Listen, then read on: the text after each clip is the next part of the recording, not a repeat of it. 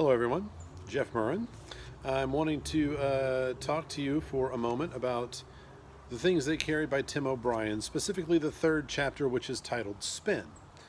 I think it's an interesting title, given that he's really reflecting not necessarily, yes, on the war, because everything he does is reflecting on his time in the war, but it's not just necessarily the occurrences of the war, but his take on them and his way of relating them and speaking upon them, or laying them out for other people to see.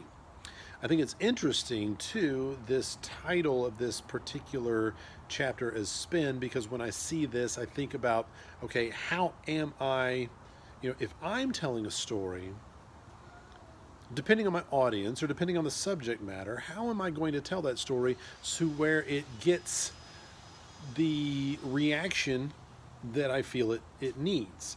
What things am I going to play up? What things am I going to downplay? How am I going to spin this so that it gets the reaction that I feel is required here, or that I'm trying to get, given my audience or given the topic? I think about journalism, and I think about, people saying that certain news outlets have a conservative spin or a liberal spin, or whatever the case may be. Here's an issue, a political issue. How can I spin this so that it makes my group look good and makes the other group look bad, or whatever? I don't think, for the record, I don't think that he's trying, the narrator here is trying to make one group look good, one group look bad.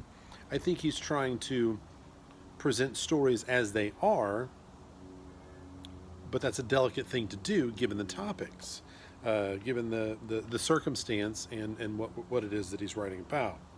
As we see at the very beginning, a lot of the little stories in here are snippets of things that occurred, and some of them are a little shocking. Some of them, kind of like, oh my gosh, the very first one, it seems in a way one of the characters, in a sense, it's maybe too harsh, but I don't know if it is, sort of dehumanizes a little, a Vietnamese child.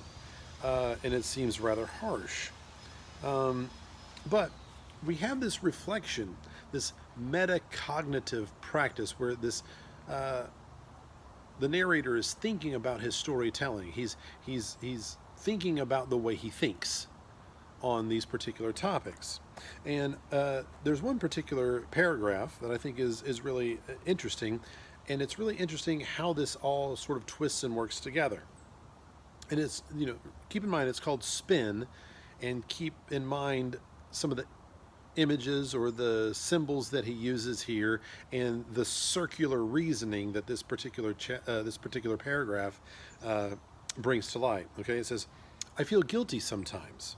43 years old, and I'm still writing war stories.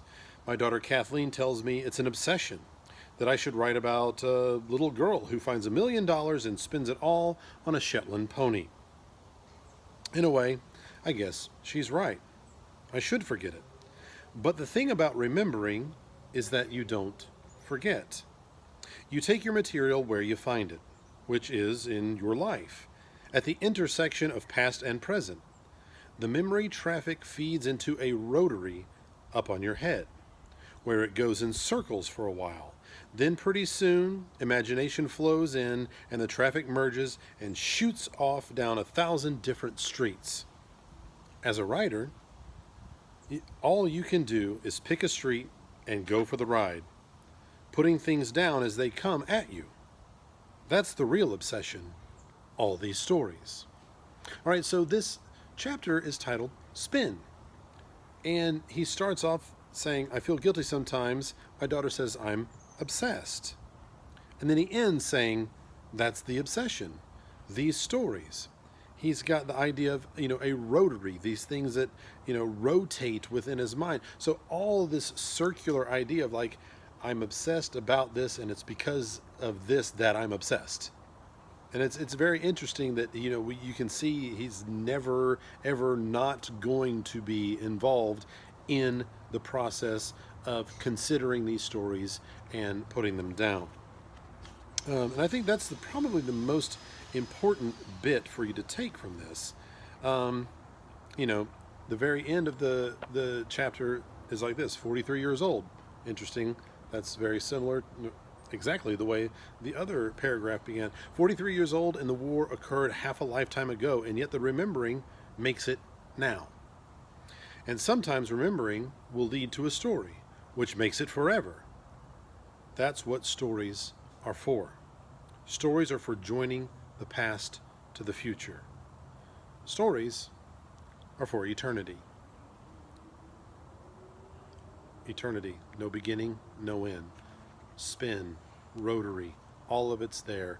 It's a beautiful, nicely done paragraph, I mean, not paragraph, but chapter to consider the way that all of these things just have him wrapped up from beginning to end. All right.